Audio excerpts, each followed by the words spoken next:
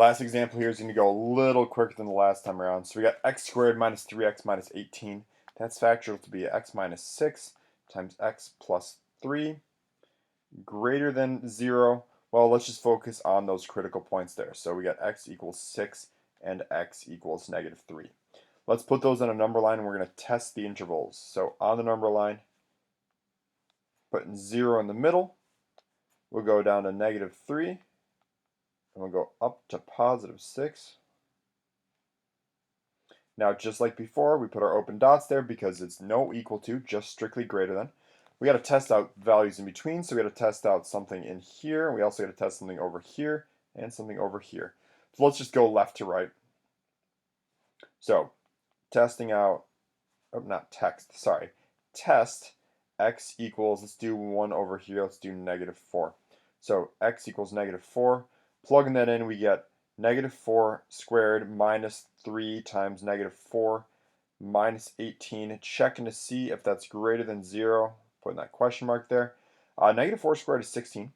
Minus 3 times negative 4, that's minus negative 12, or plus 12 minus 18. Checking to see if that's greater than 0. 16 plus 12 is 28. Minus 18 gives us 10. Is 10 greater than 0? Sure is.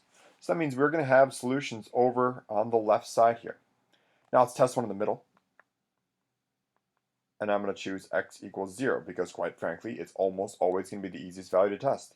So we have 0 squared minus 3 times 0 minus 18. Checking to see if that's greater than 0. We end up with 0 minus 18. That's negative 18. Greater than 0. Nope. So we do not have any solutions in between there. The last one, we're going to test out one to the right of x equals 6. So let's test x equals, well, 7. So we have 7 squared minus 3 times 7 minus 18. Checking to see if that's greater than 0. 7 squared is 49.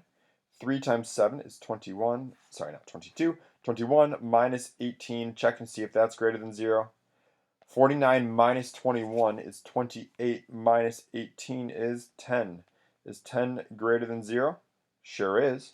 So that means we're also going to have solutions over on the right side here. So as part of our final answer, so it's going to be to the left of negative 3, so we're going to say that's x is less than a negative 3. Or it could be to the right of positive 6, so we're going to say x greater than 6. So those are where all of our solutions fall. Now, one thing I've been kind of glossing over on this is what this looks like on a graph. Now, if you were to graph this in a graphing calculator, you'd be able to see it. But something that you'll see on this graph, let's see here, is, let me go 1, 2, 3, 4, 5, 6, 1, 2, 3. We'll have a 0 here and a 0 here. Now, I'm not going to draw this perfectly, but this graph is an upward-facing parabola that goes through negative 3 and up through positive 6. So essentially, we're looking for where it's greater than 0. Well, it's greater than 0 on this part of the curve and this part of the curve. Now, those parts of the curves, this one goes forever to the left of negative 3. This part of the curve goes to the right forever, to the right of positive 6. So we have that x less than negative 3 and x greater than positive 6.